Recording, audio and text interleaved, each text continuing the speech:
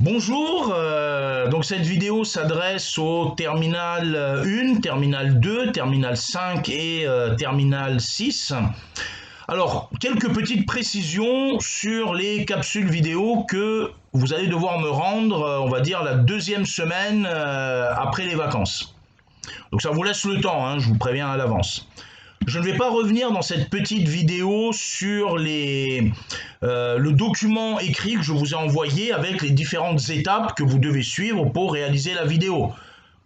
Vous mettre en petits groupes, trouver voilà un texte ou prendre un sujet, le traiter de la manière voilà dont je vous ai, enfin le traiter avec les consignes méthodologiques que je vous ai indiquées, que ce soit l'explication de texte ou le sujet. Ça reprend la méthodologie de l'épreuve telle que vous aurez voilà telle que vous aurez à l'affronter quand vous passerez le bac. Donc je ne reviens pas sur tout ça, je vais beaucoup plus dans cette vidéo vous indiquer quelques pistes pour les sujets au cas où vous aurez du mal à trouver. Donc voilà les sujets que je vais vous proposer. Alors parmi les sujets, on va prendre voilà deux types de sujets. Premier type de sujet, l'explication de texte.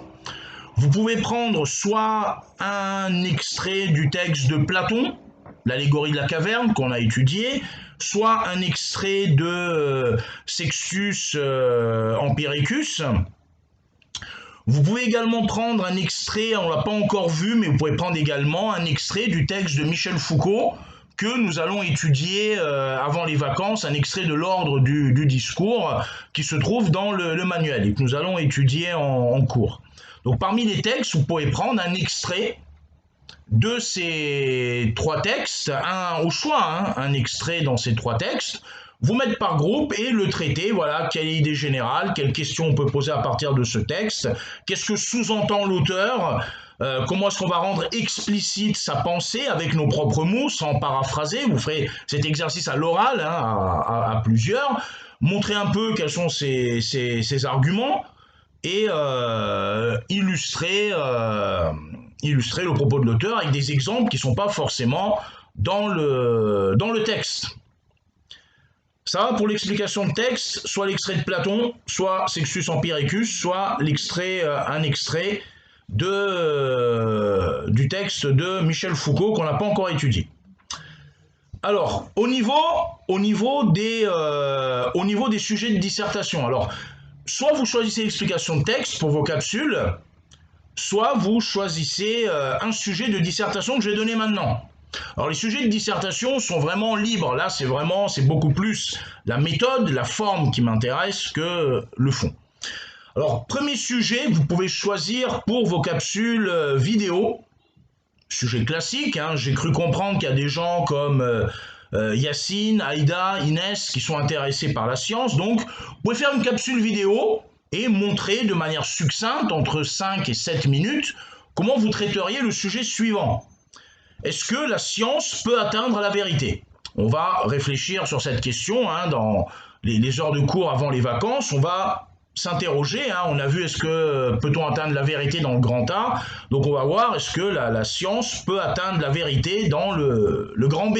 Donc vous pouvez prendre ce sujet de dissertation, est-ce que la science peut atteindre la vérité et faire une capsule de 5-7 minutes par petit groupe là-dessus, avec l'intro, l'approche, cerner le sujet, problématique et l'annonce du plan avec la thèse, les arguments et qu'on sente de manière progressive, évolutive et argumentée quelle est votre réponse. Quelle est votre réponse à cette question?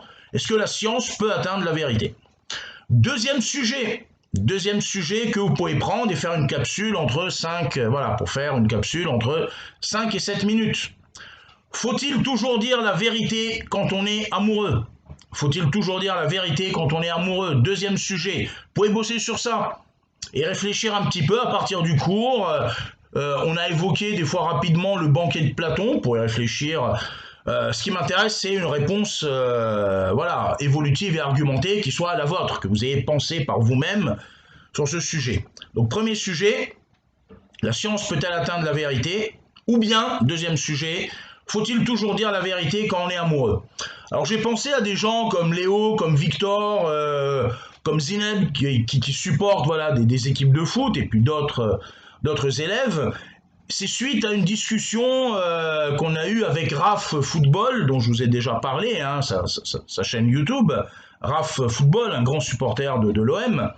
Alors, troisième sujet, qu'est-ce qu'un véritable supporter? Voilà, ça, j'aimerais que vous réfléchissiez.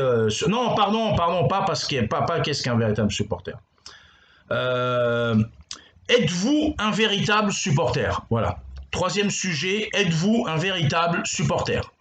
Donc là, ça sous-entend d'utiliser le cours, ce que j'ai dit sur la vérité, notamment tout le vocabulaire philosophique, vérité adéquation, vérité cohérence, vérité expression, utilisez ça et répondre à cette question, êtes-vous un véritable supporter? Qu'est-ce que c'est un véritable supporter?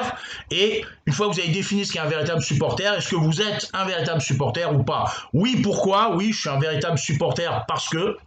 Non, je ne suis pas un véritable supporter parce que. Ou bien, oui, je suis un véritable supporter, mais. Non, je ne suis pas un véritable supporter, mais. Vous voyez, j'aimerais que ceux qui sont un peu branchés football, vous repreniez le cours sur la vérité et vous répondez à cette question. Êtes-vous un véritable supporter? Alors, j'ai pris football, mais ça peut être autre chose. Ça peut être autre chose, hein, basket, hand. Êtes-vous un véritable supporter?